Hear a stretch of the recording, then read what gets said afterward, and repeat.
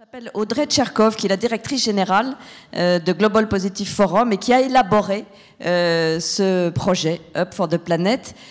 Audrey, vous avez 4 intervenants que vous allez nous présenter. Merci Claire. Bonjour. Alors en effet, comme Jacques Attali vient de l'expliquer, en lançant les états généraux des générations futures, nous avons souhaité impliquer les citoyens dans le débat sur l'avenir. Nous avons souhaité imaginer, développer des solutions concrètes avec eux. Alors pour vous présenter ce projet, je vais évidemment appeler à me rejoindre sur scène les artisans de ces états généraux. Olivier Marchal, président de Bain & Compagnie France. Cédric Bécher, cofondateur de Nomadeis. Cédric Lage, fondateur de Cap Collectif. Et Jean-Pierre Le Tartre, président de l'Europe de l'Ouest pour EY et du Maghreb. Olivier Marchal, on l'a dit, vous êtes président de Bain pour la France. Vous avez joué un rôle absolument essentiel dans la création de cette première édition des États généraux, puisque vous avez impliqué Bain en tant que partenaire officiel de ce projet, avec une double casquette, à la fois de PMO et de rapporteur pour le groupe de travail sur l'économie. Est-ce que vous pouvez nous décrire les grandes lignes de ce projet? Oui, tout à fait. Peut-être 2 mots avant pour dire qu'on a été ravis chez Bain de travailler avec nos camarades d'EY, de Nomadeis et de Cap Collectif. Et quand Jacques Attali est venu nous présenter cette initiative, on s'est dit qu'elle était exagérément ambitieuse, qu'elle était excessivement compliquée et challenging. Et donc on a dit oui tout de suite, et d'autant plus que c'est une initiative qui correspond bien à l'engagement que Bain s'est donné, qui est également ambitieux, qui est d'investir $1 milliard sur une période de 10 ans, non pas en cash, mais en équipe projet, pour soutenir des initiatives dans les domaines de l'éducation, le développement collectif et l'environnement. Alors pour répondre à votre question, Audrey, les grandes lignes du projet, d'abord, c'est partir d'un paradoxe que Jacques a un peu évoqué tout à l'heure, qui est que sur certaines dimensions, le monde va mieux. Si on regarde les stats de l'ONU sur l'extrême pauvreté, sur l'éducation, sur la santé, pas sur l'environnement, mais les choses vont mieux. Et en parallèle de ça, il y a un sentiment grandissant d'impatience, d'injustice, un sentiment de colère, on l'a vu en France il n'y a pas si longtemps. Et donc tout ça crée le risque d'une fracture entre une partie de la population qui se sent laissée sur le côté et une autre qui bénéficie à plein des accélérations technologiques. Donc ce projet, c'est quoi? C'est 20 propositions qui sont concrètes, qui sont réalistes, qui sont mesurables, actionnables, qu'on va pousser, ça va être expliqué auprès du G20, qui n'ont pas prétention à résoudre tous les problèmes de la planète. Hein. Ce sont 20 petits pas en avant sur un certain nombre de dossiers, mais qui peuvent être mis en place très rapidement. Elles ne sortent pas d'un chapeau. Hein. Il y a 50 000 personnes dans le monde, dans 50 pays, qui ont apporté leurs idées, leurs propositions. Et elles ont ensuite été travaillées de façon très détaillée pendant 3 mois par un groupe de 50 experts. Et ce sont ces propositions qu'on va présenter et dont on va débattre pendant cette matinée. Merci Olivier. Alors vous venez de le dire, ces états généraux, c'est 50 000 citoyens. Pour ce qui est des grands chiffres à retenir, Cédric Bécher, donc on l'a dit, vous êtes cofondateur de Nomadeis, qui est un cabinet de conseil pionnier dans le développement durable, et vous accompagnez par ailleurs Positive Planet depuis maintenant 20 ans. Nous avons développé les indices de positivité des pays. Nous avons notamment une masterclass qui se déroule cet après-midi à l'OCDE sur ces indices. Pour la partie environnement, sachant que vous êtes expert en énergie et climat auprès de la Commission européenne, en ce qui nous concerne, vous étiez le rapporteur du groupe de travail sur l'environnement. Je vous laisse nous donner les chiffres clés à retenir et nous parler brièvement des grandes étapes de la méthodologie de ces états généraux. Merci Audrey, bonjour à tous. Alors effectivement, c'est un grand plaisir que cette collaboration de très long terme entre Nomadeis et Positive Planet aboutisse aujourd'hui à des projets aussi ambitieux. Je reprends le terme d'Olivier, comme les États généraux des générations futures, où tout le travail que nous menons sur la mesure de la positivité pour des territoires, des États et des entreprises, dont on parlera cet après-midi. Les États généraux, il y a trois mots-clés, je pense, à retenir pour aller en complément et dans le sens de ce que disait Olivier. Vraiment le bottom-up en bon français. On est vraiment parti d'une mobilisation citoyenne très forte. On ne s'est pas appuyé que sur un travail d'experts. Et il y a eu cette hybridation très intéressante, je pense, entre l'expertise de haut niveau et, j'allais dire, ces expressions de bon sens avec ces 50 000 participations qui pouvaient être d'ailleurs des idées ou des votes ou des commentaires. Il y a eu différents types, je pense que Cap Collectif pourra en redire un mot, différents types de contributions. Donc bottom-up. Ensuite, digital. Tout ça n'aurait pas été possible sans la mobilisation massive de réseaux sociaux, de réseaux. Les experts qui ont été impliqués dans les groupes de travail n'ont pas qu'apporté de l'expertise, ils ont mobilisé leurs propres écosystèmes, l'Union internationale pour la conservation de la nature par exemple, et d'autres, et ça a été extrêmement précieux. Et puis troisième mot-clé, c'est le long terme, puisque effectivement, ça n'est pas une initiative one-shot, tout ça va se poursuivre, et on doit aussi ensemble, aujourd'hui, réfléchir au prochain thème. Les chiffres clés, effectivement, 50 000 participants, 20 propositions, et effectivement, j'ai envie de dire maintenant, plus de 7 milliards d'habitants à convaincre aussi dans le monde de s'associer, 20 dirigeants du G20 qu'il faut effectivement convaincre de pousser, de s'associer à ces propositions pour en faire vraiment une réalité. Et effectivement, plus de 100 experts quand même qui ont contribué à cette réflexion. Et je voudrais, dans le sens de ce que disait Olivier, dire que c'était un réel plaisir pour nous de travailler avec EY, Bain et Cap Collectif sur ce projet extrêmement innovant et ambitieux. Merci Cédric. Donc on parle d'implication citoyenne. Cyril Lage, évidemment, je vous demande de rebondir sur le sujet puisque vous avez fondé Cap Collectif, qui est une start-up, qui est quasiment la première start-up en France à s'être intéressée à ce sujet de l'intelligence collective. Vous avez notamment créé la plateforme digitale des États généraux.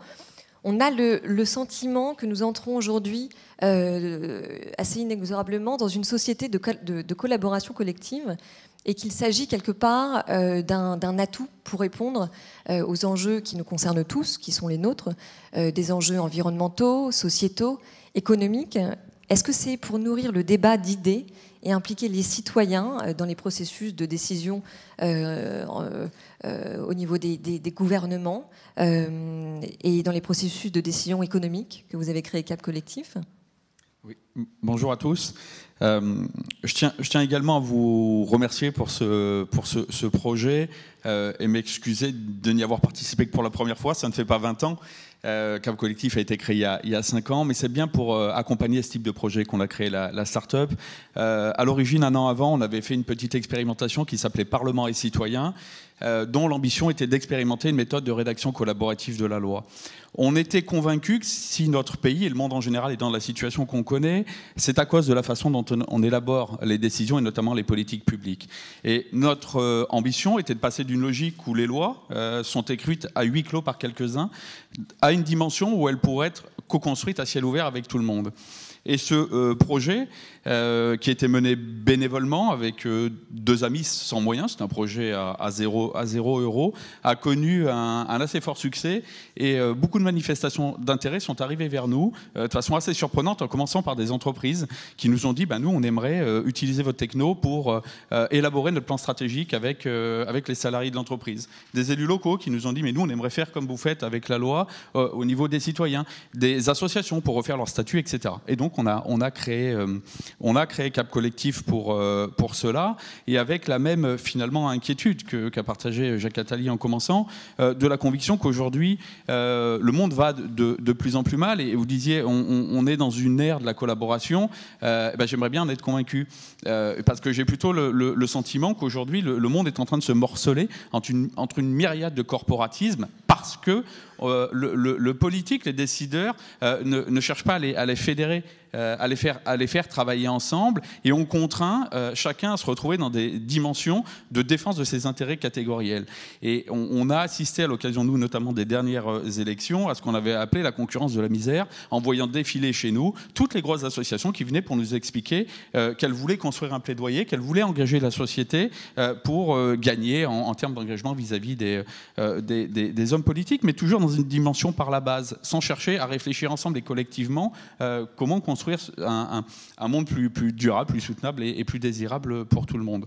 Donc on y croit fondamentalement et on essaye d'accompagner tous les décideurs effectivement du monde économique, environnemental, sociaux qui veulent aller dans cette voie, qui veulent aller dans la voie du collaboratif et qui pensent que c'est ensemble qu'on relèvera les défis actuels et du futur.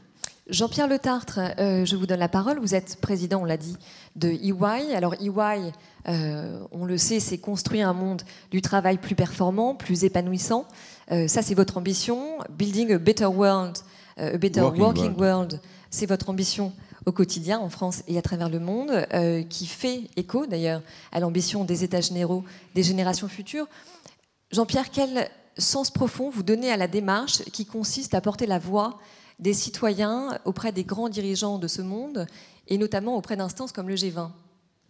Oui, écoutez, d'abord, merci de nous avoir sollicités, et merci à mes camarades d'avoir accepté de travailler avec nous. Ce que je voudrais dire, c'est que quand vous nous avez proposé ce projet, ça correspond tout à fait à une vraie conviction que nous partageons chez EY, que je partage, c'est qu'une entreprise ne vit pas hors sol. Même une entreprise internationale, elle a ses racines dans les territoires. Et elle est un acteur de la transformation du territoire et de la société dans laquelle elle vit. Aujourd'hui, on ne transformera pas le monde en attendant les décisions du G20 ou de n'importe quel gouvernement. On transformera le monde si tous ensemble, on travaille à cette transformation, citoyens, chefs d'entreprise, salariés et aussi pouvoir politique. C'est une vraie conviction. C'est pour ça qu'on a Building a Better Working World. C'est pour ça aussi qu'on lance ce qu'on appelle EY Ripple. Vous savez, c'est les vagues successives quand vous jetez un caillou dans la mer pour petit à petit faire monter les idées. Et le projet d'avoir 50 000, 60 000 interventions, propositions confrontées à des experts, bien évidemment, une fois qu'on a fait ça, une fois qu'on a cette force de proposition qui vient du territoire, qui vient de la base, eh bien, il faut en parler au pouvoir politique. Et aujourd'hui, le pouvoir politique mondial, c'est le G20. Et donc, c'était important d'en parler à la seule institution qui existe aujourd'hui et qui regroupe les pays développés et les pays émergents. C'est de là qu'il faut porter pour effectivement faire progresser nos idées pour arriver à un monde meilleur. Parce que vous savez, on parle énormément d'intelligence artificielle, mais le plus important pour transformer le monde, c'est l'intelligence collective. Et c'est justement par ces propositions des citoyens, la confrontation avec les experts, les discussions que nous aurons avec les gouvernements qu'on pourra faire avancer ce monde. Merci. Donc nous sommes convaincus que cette intelligence collective peut nous permettre d'introduire des forces de transformation réelles. J'aimerais vous interroger, chacun d'entre vous, sur les propositions justement des citoyens. Le sondage consultatif a permis de mettre en exergue les problématiques au cœur des préoccupations des générations futures. Cédric Bécher, si on commence avec vous pour la partie environnement, sachant que nous étions ensemble à Buenos Aires en septembre dernier pour présenter l'ensemble de ces 20 propositions au T20, qui est le think tank du G20. Les propositions des citoyens présentent une autre façon de produire, de consommer, en prenant des mesures pour la biodiversité et pour lutter contre le réchauffement climatique. Est-ce que vous pouvez nous les détailler brièvement ? Alors, avant de rentrer dans le contenu, un mot effectivement de l'expérience très passionnante que nous avons eue à Buenos Aires.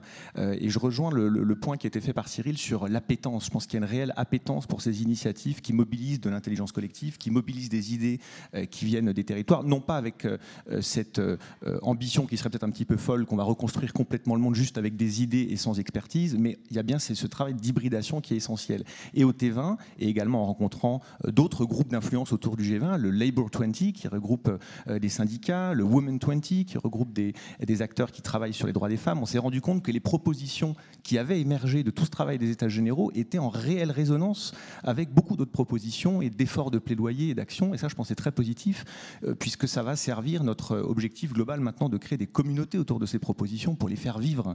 Et donc, je crois que tout ça est extrêmement enthousiasmant et positif. Alors après, sur l'environnement, on n'a évidemment pas le temps de rentrer dans le détail de cette proposition. Je vais essayer de donner donner un petit peu l'aperçu général. Donc il y en a deux qui sont, j'allais dire, un peu des propositions fêtières, puisqu'elles sont vraiment transversales, essentielles pour nos sujets de transition énergétique et écologique. Une sur le prix du carbone et l'autre sur la compréhension des impacts locaux, territoriaux du changement climatique.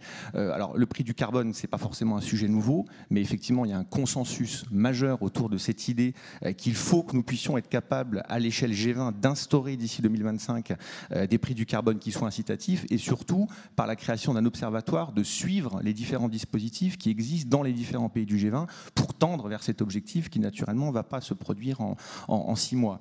Donc un sujet sur le prix du carbone, sur la compréhension des impacts locaux du changement climatique. Les Hervé Le Treut, Jean-Louis Etienne, d'autres experts de très haut niveau qui ont travaillé avec nous insistent vraiment sur ce sujet. Le GIEC fait un travail formidable pour alimenter notre compréhension collective de l'impact au niveau mondial et à l'échelle nationale.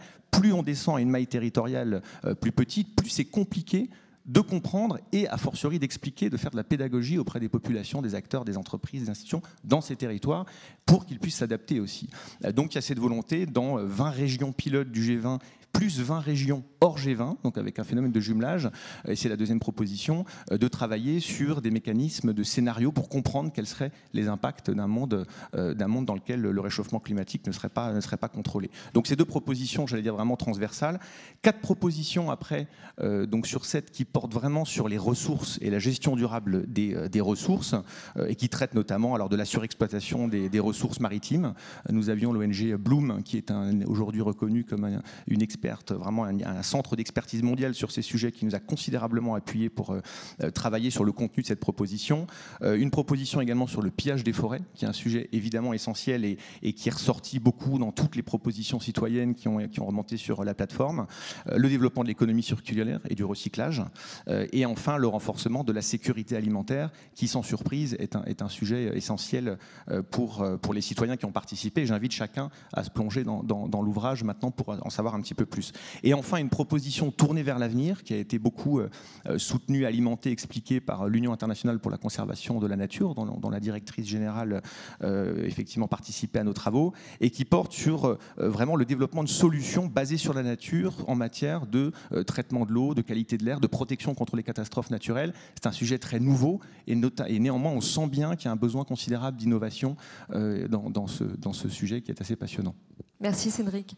Jean-Pierre Le Tartre, pour les propositions qui s'appliquent à améliorer les conditions de vie de chacun et de chacune, les citoyens ont soulevé des thématiques qui sont liées à la santé, à l'éducation, au marché du travail. Qu'en est-il de ces propositions ?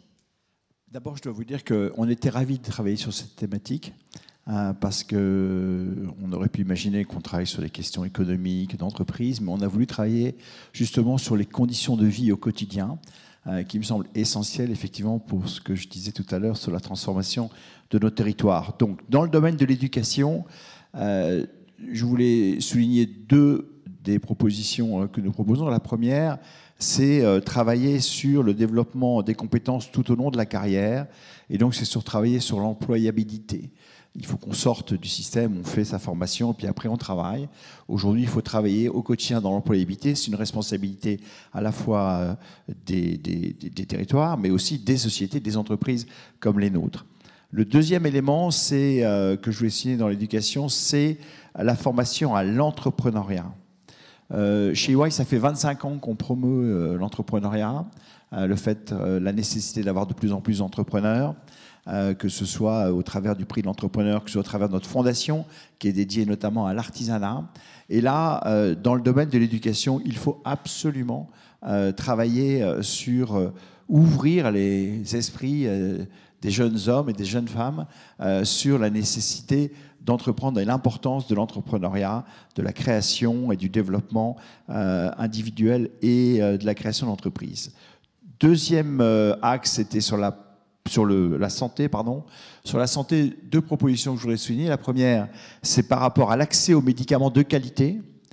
Proposition très concrète, notamment pour éviter les questions de la contrefaçon, qui sont aujourd'hui un péril, au même titre que l'accès d'ailleurs au diagnostic. Et puis, une autre proposition qui est très ambitieuse, mais réaliste, qui est la possibilité d'avoir une couverture maladie universelle. chose qui n'existe que dans très peu de pays et qui est un élément essentiel au bien-être des femmes et des hommes de ce monde. Pour l'axe lutte contre la pauvreté, il y a eu un certain nombre de propositions. Je voudrais souligner seulement celle sur les ONG et notamment sur trouver les moyens, les KPI, les éléments qui confortent la confiance des hommes et des femmes auprès du rôle des ONG, parce qu'elles sont des acteurs importants de la lutte contre la pauvreté et il ne faut pas qu'elles soient entachées de quoi que ce soit. Il faut que les gens aient confiance pour justement attirer la générosité et l'investissement des uns et des autres. Merci. Olivier Marchal, nous venons de parler d'environnement, nous venons de parler de conditions de vie. L'économie, quand elle est positive, elle peut devenir un moyen justement pour lutter contre le changement climatique, pour favoriser l'insertion de tous dans le marché du travail. Est-ce que vous pouvez nous décrire les propositions phares des citoyens pour la partie économie ? Oui, alors les questions, c'était effectivement comment rendre l'économie et l'entreprise plus positives. Et la question que vous me posez est horrible, c'est comment décrire en 2 minutes 3 mois de travail avec 15 experts sur 7 propositions assez complexes, parce que leur intérêt souvent est dans la technicité et dans le détail qui les rend actionnables. Mais je vais essayer de le faire en les regroupant en fait en 3 thèmes, ces 7 propositions. Premier thème, c'est d'allouer plus de ressources financières au positif. Et là, on a eu 3 propositions. Premièrement, il y a 100 trillions d'actifs financiers dans le monde et on propose la mise en place d'un certain nombre de mécanismes pour aiguiller plus de ce capital vers des projets ou des sociétés positives. Deuxièmement, on propose la création d'une dotation d'action positive de proximité. La France est en train d'y travailler, l'Inde l'a mis en place, mais l'a généralisé et qui permet aux entreprises d'investir jusqu'à 2% de leurs bénéfices dans des initiatives locales. Et troisièmement, il y a aujourd'hui, on l'estime, 200 milliards de dollars qui résultent d'une optimisation fiscale que j'appellerais abusive et qui touche le plus souvent les pays émergents. On propose des mécanismes très concrets pour réduire cette optimisation fiscale abusive. Donc, plus de ressources financières.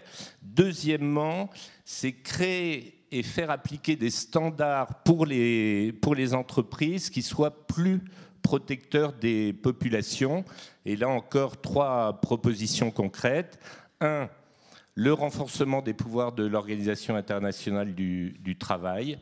Deuxièmement, généraliser ce qui a été mis en place dans un certain nombre de pays comme la France, qui est le devoir de vigilance, qui permet à des grandes entreprises multinationales de limiter leur empreinte négative sociale, environnementale dans les pays où elles opèrent.